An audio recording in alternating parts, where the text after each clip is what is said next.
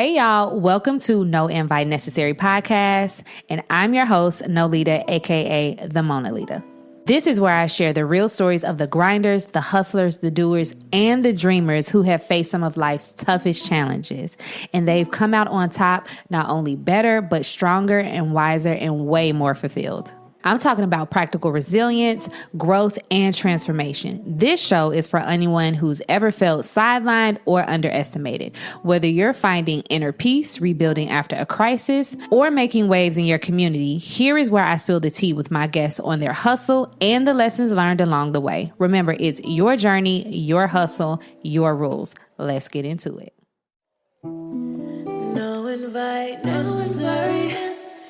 No invite necessary podcast.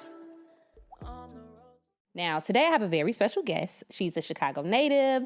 She is the daughter of Dolores Rogers and John Millen, the identical twin to Crystal Person, and the mother to her 13-year-old son, Princeton Frazier. She has 2 Masters of Education degrees under her belt. She has worked with children and families for the City Colleges of Chicago for 16 years, y'all, as an educator. Her vision is empowering others to embrace themselves for who they are as perfectly imperfect. She has written multiple books, is a philanthropist, co-founder of the MTE Millen Twins Educator Awards, serial entrepreneur, and so much more. Her list of wins, it definitely runs super, super long. I want to introduce you to none other than my sister, my friend, Kerese Millen. Oh, yeah. I'm going to insert some round of applause, some cheesy round of applause. Yes, round of applause. All right, so we have you here. I'm here. I'm in the building. Yes, so we're going to be transparent. This is round 2. Round 2. But we back and we better. We back and we better. Because we're going to have a conversation. Okay, let's have a conversation. So, let's kick things off. Mm-hmm. Today's topic is definitely about finding your voice. Yes. And you know that a lot of what this podcast is about giving a platform to those who have found their voice through setbacks in their pursuit to redefine success. And you are definitely an expert in this space. So that's why I needed to have you on the pod. Okay. So before we get into getting everybody, aware of who you are, what you got going on, and what your story is, let's do a little icebreaker. Okay, let's go. All right. So 3 songs that have impacted your life, that has impacted your journey, your hustle, and your rules. Go. And you got to sing them. And I have to sing them? Yes, you do, because she sings. Me. All right, let's see. I'm everyone. Hey. It's all in me. It's saying who? Anything you want done, baby. Yeah, that one. Okay. What's another one? I believe. I'm going to take it to church just a little bit. It's my season. Where's my fan when I need it? Come on. Glory. Hey. And I believe, that it's my time. It is. See, well, how I'm feeling right now. This one. I am in love with you. Oh. Who set you free? Set me free. We got to talk off camera. Set you free? If he'll be listening. Yeah, that one right there. Oh, okay.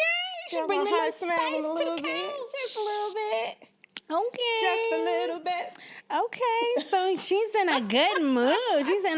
Okay, so current events. I know that you were just a leading lady in a recent music video. I was. Yes, y'all, she is living out every millennial girl's dream as 106 in Park. Come on. Video girl, she had to do the I had to.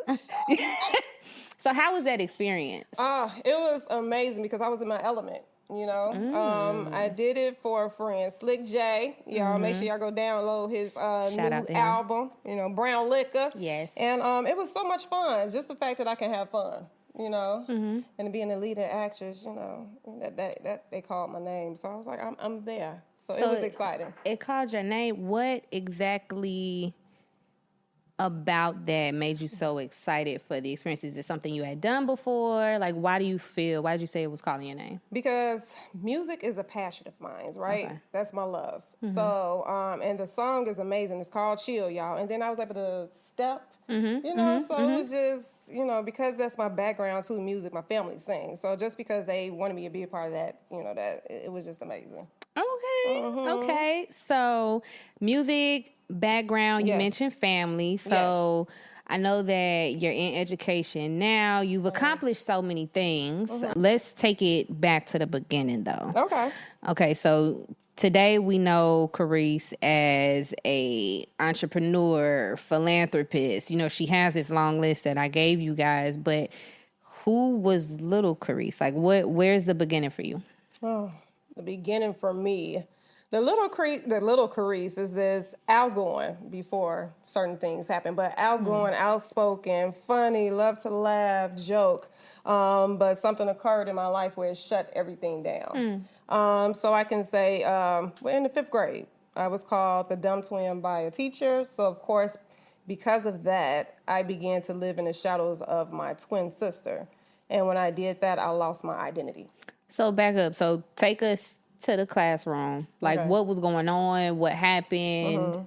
Like, walk us through it. So I was in the classroom. Of course, back then you had 28 kids in the classroom or whatever. So the teacher asked me to read a phrase above the board. So I'm like, okay, cool. So because I mispronounced the word knowledge and I said knowledge, he then stated, oh, you must be the dumb twin.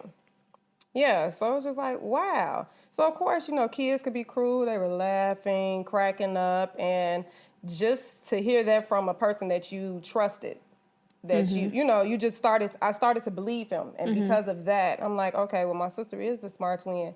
Let me shut down. Let me live in her shadows. Did you remember, because her twin sister is here, number one is here. She's behind the camera. Do you remember talking to your sister about it, or did you how did you process that? My sister was there. We were in the same classroom. I cried. I cried my heart out. And we took it to my mom. My mom took it back to the job, to the school, and he got fired. Thank you, Mama. Come on. She would advocate for her kids all day, every day. She said, look, we're going to handle this. Yeah, so it was just a moment of embarrassment, and shame. So it just held me back from a lot of things I feel like as a young child.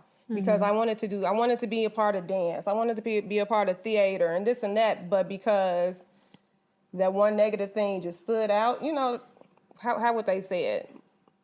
The negative things stand out more than the positive things, right? So because of that one negative thing, it held me back from a lot. So because I was afraid, I didn't want to feel embarrassed or ashamed again.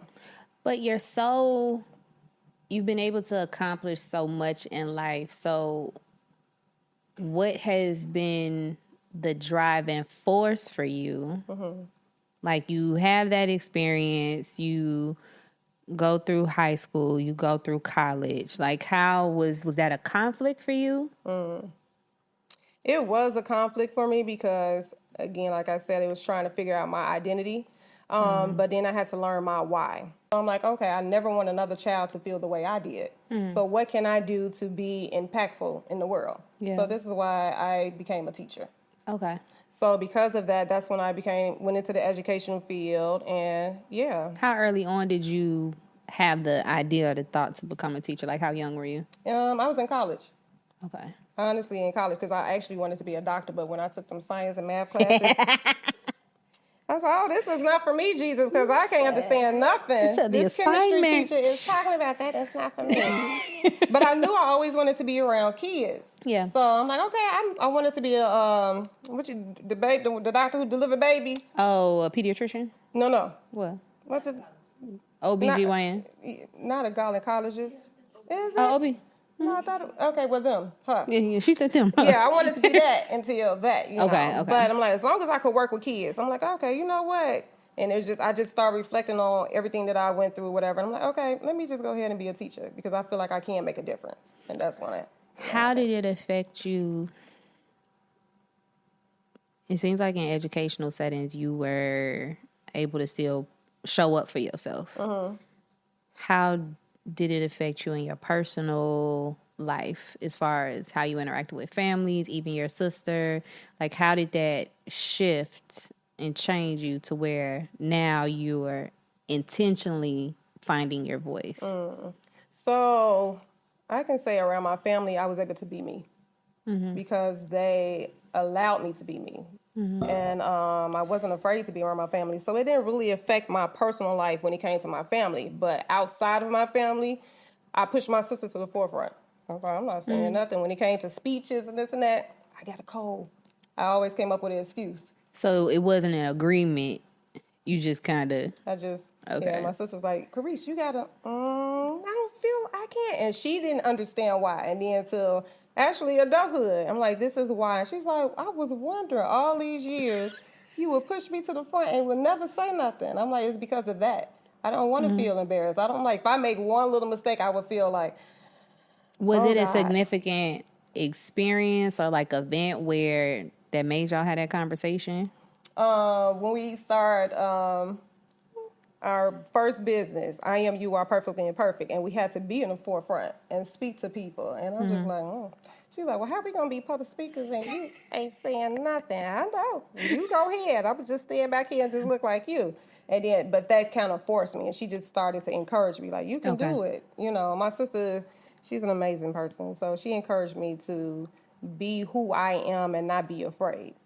I think we go through things for a reason, and I am stronger than what I was, of course, but I can actually instill my journey and my strength into my son, you know, because sometimes he's like, oh, I'm dumb, I'm this and that, and I'm like, oh, hold on, we are who we say we are, you know, and don't believe what others say, because you know how kids are cruel in the classroom, they call him slow or whatever the case may be because he got something wrong. I'm like, wow, because I went through that experience, I can teach my son, because I never want him to 10 years later, you shutting down because of what somebody said.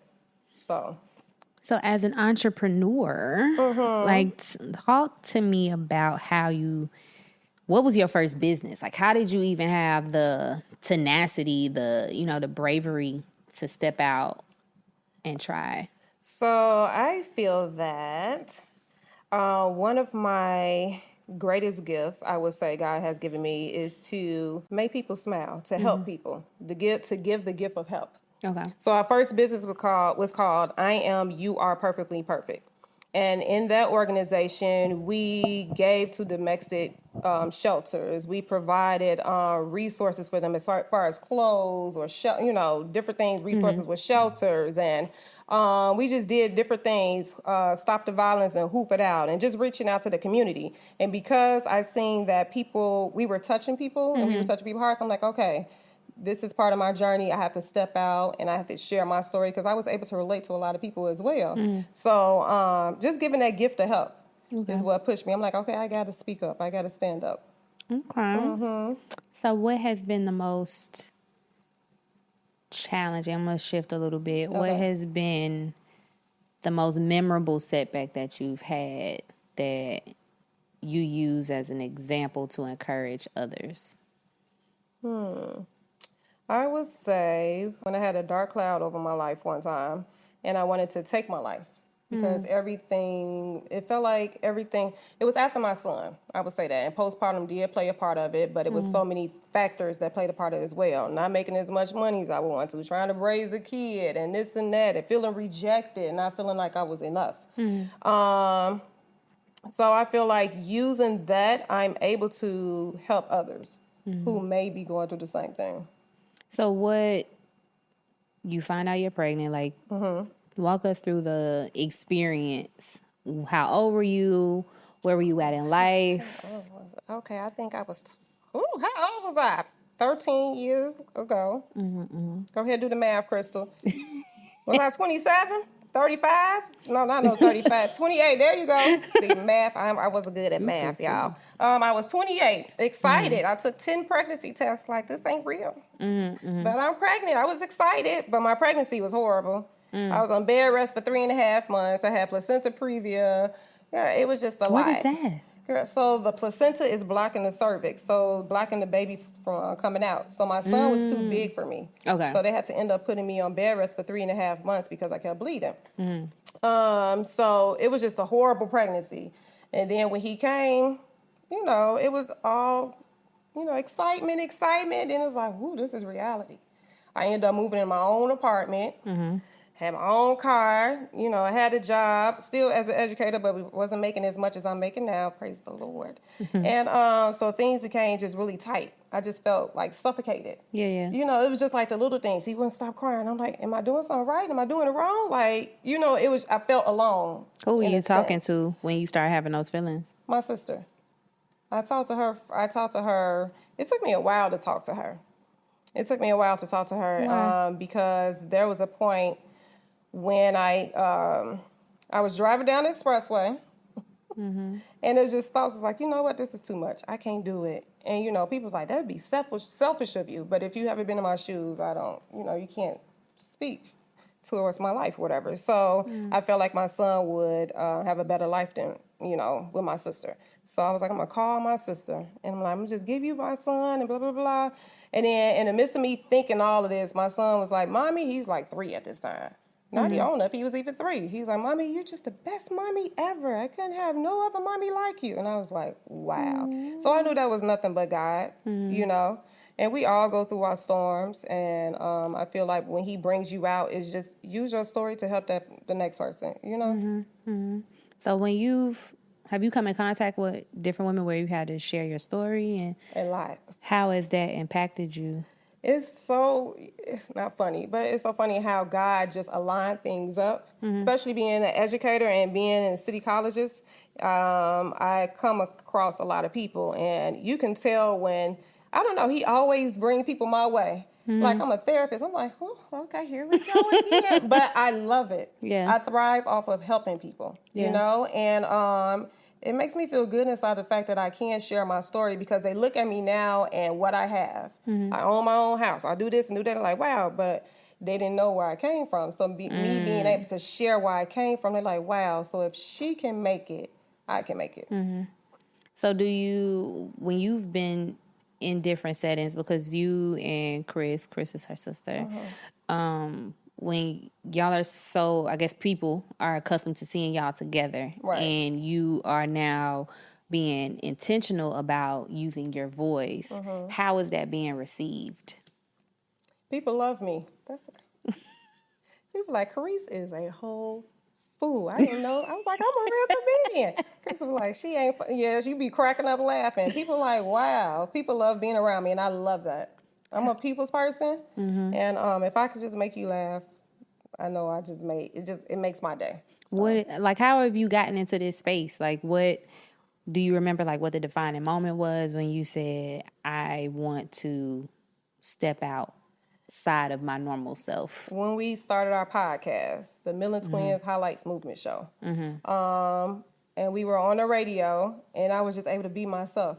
I just it was just like I was in my element, and people were like, wow, this is like the best interview ever. You made me feel comfortable because I was myself, and I was able to just make people laugh. So I'm like, okay, Kerese, you got this. This is you. Okay, keep going. So just being my authentic self. Okay. Yeah. And then just keep going from there. We had our podcast, the Exposure Visual Magazine. Just keep going. Just keep pushing and don't stop, you know? So actually run us through the businesses that you and your sister have together, and like how are those connected to what you feel your purpose is? Okay, so our first business, like I said, was I Am You Are Perfectly Imperfect, was an organization that we gave to give for help to different places. We went from there to Millen Twin Highlights Movement Show, where we highlight individuals who's making a difference in the world. Okay. And who don't always get that light, that limelight, you know? Yeah. And we went from there to Exposure, our visual magazine, where we also highlighted individuals and just letting people tell their stories. Okay. And how they got where they are. So then we have so many. Yeah, the MTE Awards, the Millen Twins Educators Awards. So that is where we award individuals in the education field who's making a positive impact on students' lives. So that's one of the reasons why we did that, because of what I went through. So yeah. I mean, thoughts become things. And we have thoughts become things, baby. We got. I was supposed to have a little merch. Thoughts become things. We have our 2 books. There's Power in Your I Am, and Thoughts Become Things as well. We have H2K body hydration, where we care for the skin naturally, all natural products. So with having all of, let's say, at least more than 5. Yeah. So more than 5 different, irons in the fire, if you will, as an entrepreneur, how important is it or has it been to you to be comfortable, but more so to really be bold in using your voice as a woman in business in today's world?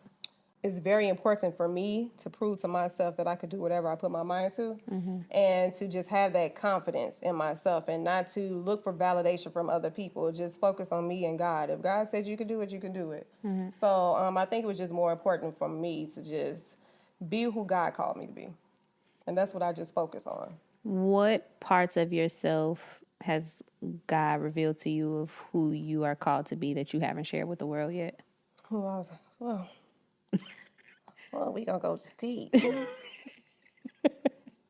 Well, I am a visualizer, I would say. My sister is the dreamer. I have been called the woman of faith. Everything that I say I'm gonna have, I get. Literally, everything I say, my son, my sister, my mom gonna have, they get. So I have been called the woman of faith. So how do you see that playing out for you in, say, the next year or 2? Where are you gonna see a ring on my finger? I'm sure. Come on, marriage. Maybe some twins. Bigger house.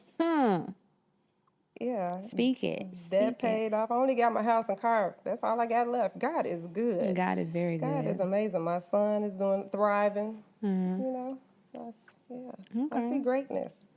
Okay. Oh, so it's definitely some tea I gotta get. Once we hit that red button, baby, y'all ain't gonna get this exclusive. That's off camera. People not gonna see it until they gonna see wedding photos. That's when people gonna see it. Love to hear it. We love to hear it. Okay, so you can't give us that exclusive. I can't. What I will ask is that in you finding and establishing your voice, I won't even say finding and establishing your voice. I really feel like you're just being more vulnerable in sharing it with the world, because your voice has always been there. And the people that have been closest to you have, they've benefited from that because it's impacted them in the most positive way. Like you just said, what you speak over your family, it comes to pass. Right. Because clearly God tells you those things. So with this, development of sorts, just tell me, how do you feel on the inside? Baby, my heart smiles. Oh. My soul is smiling. Oh, heart and the soul. Keep doing what you're doing, brother. My spirit, let me tell you. She's picking up what you're putting down. Let me tell you. When he said it's going to be bigger and better and greater, yes, he did not lie. Come on. I feel that when I gave everything to God, it just came. It just flowed. It was just like, wow. Like, this is what I had to do. I just had to give it to you, and it was just going to come to me easy. When I don't have to question nothing, when nothing is complicated, it just came. So with this feeling, I want you to hold on to that. I'm holding on to it. Hold on to that feeling. Let it go. What would you pull from this feeling to tell a younger Kerese when she was at one of her lower, I never say lowest, but lower moments? What would I tell her? You are always enough. You're not gonna make me cry. You finna make me cry. You're not gonna do it. You finna make me cry. Don't look at me. You're not gonna make me cry. But that, before you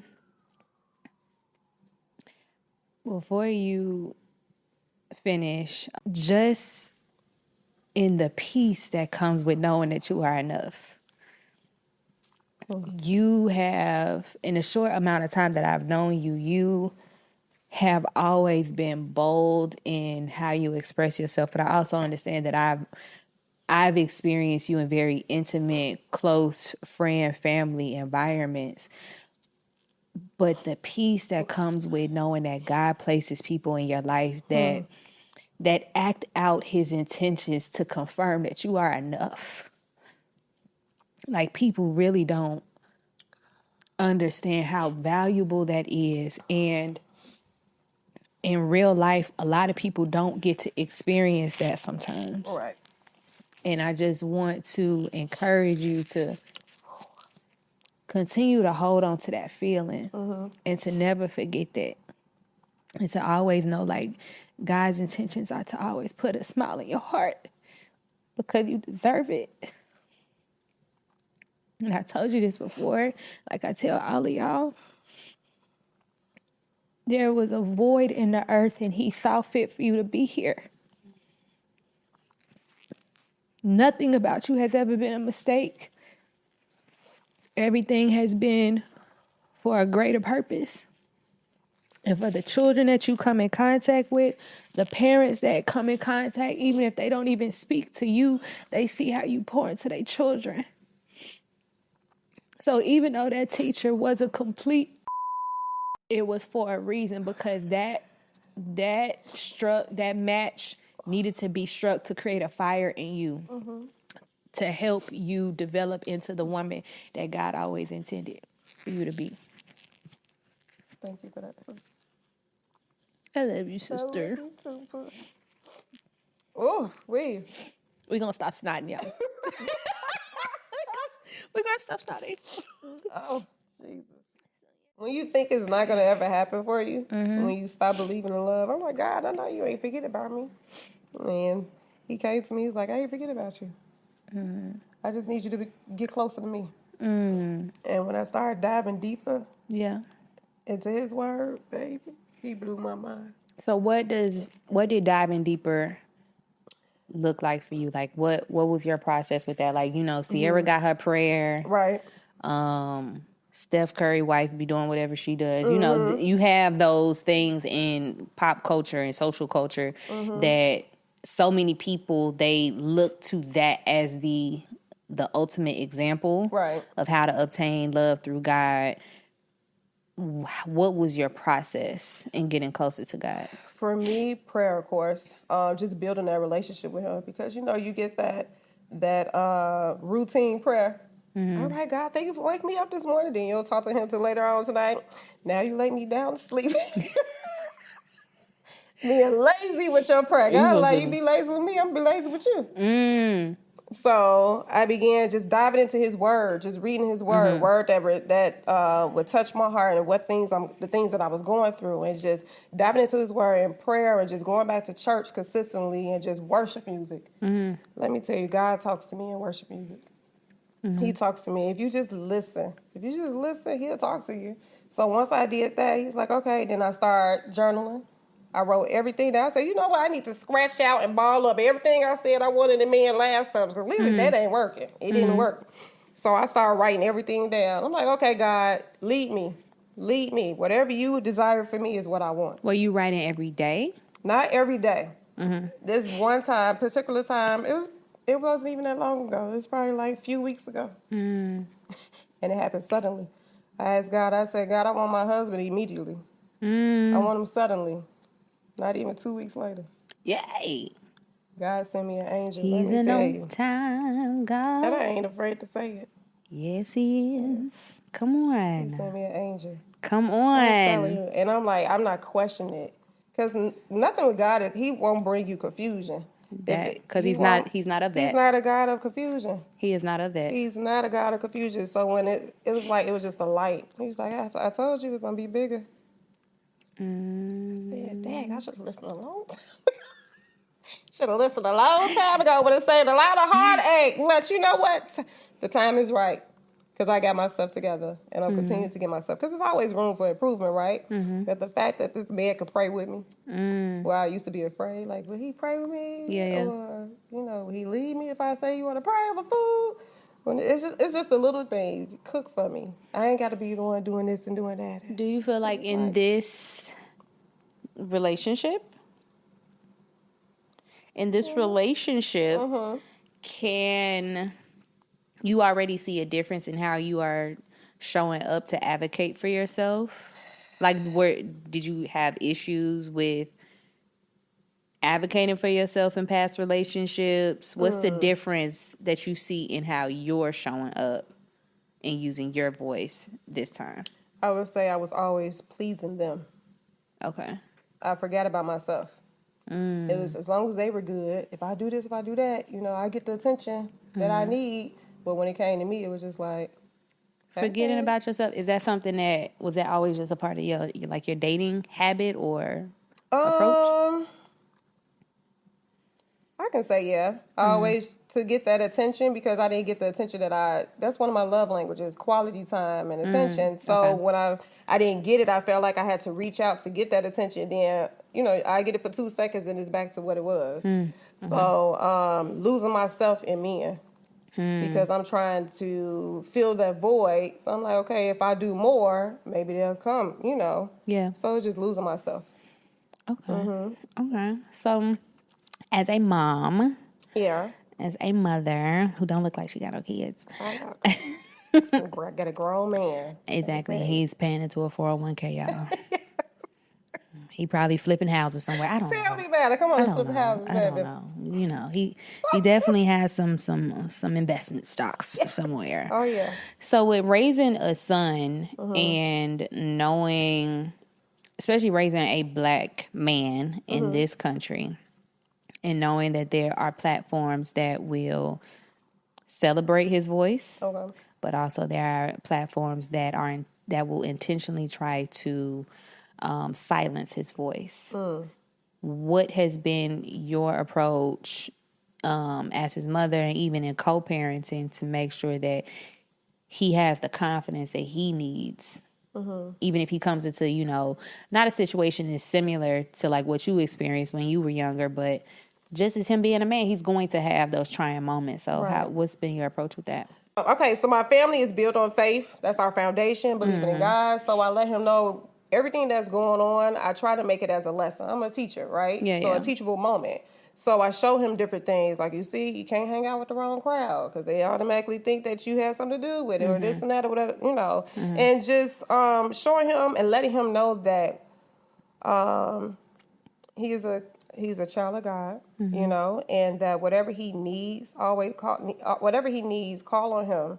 And just being open with him and letting him know that he can express himself, whatever. If he have issues at school with girls, whatever the case may be, bullying, having a voice for himself. Of course, I'm an advocate for him, but I'm not going to always be there for him. So I try to teach him, like, speak up for yourself. You could be professional. You could be mannerable, respectful. Just always speak up for yourself.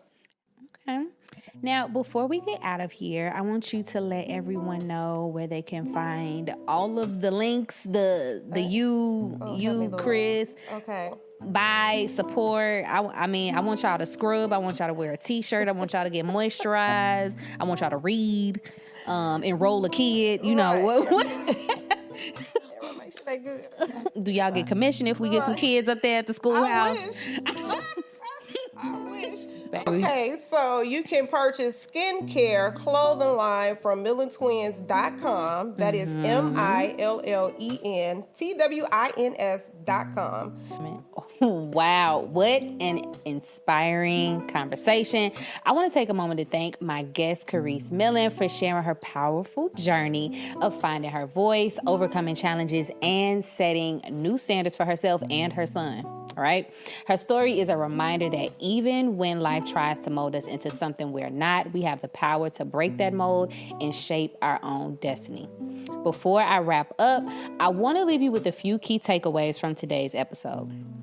Remember, finding your voice, it is a process. It takes courage, self-discovery, and sometimes a lot of trial and error. But when you commit to staying true to yourself, even in the face of adversity, that's where the real growth happens. And this girl been growing, okay? Now, if this conversation resonated with you, I'd love to hear your thoughts. So share your reflections in the comments, tag me in your posts, or shoot me a message. If you're listening to this on your favorite podcast platform, make sure you hit that follow button so you never miss an episode. Y'all, I'm working on this content, so I need y'all to listen. So please leave a rating and a review. We need the reviews too. It really helps to get these stories out to more hustlers, grinders, dreamers, and doers just like you. Lastly, don't forget to follow me on social media at No Invite Necessary. And also you can connect with me on my personal at The Mona Lita. Let's continue this conversation and build a community where your journey, your hustle, and your rules are always going to be celebrated. Thank you for tuning in to No Invite Necessary. And until next time, remember, it's your journey, your hustle, your rules. Bye, y'all. No invite necessary. No invite necessary podcast. On the road to success, it's a grind every day. Hustlers and dreamers paving their own way. No invite needed, just passion you need. Through challenge we conquer, planting our seed. It's your journey, your hustle, your rules. Grinders never back down, we break all the rules. Through storms we rise, in the dark we shine. On the road to success, our victory is defined. No invite necessary podcast. No invite necessary podcast.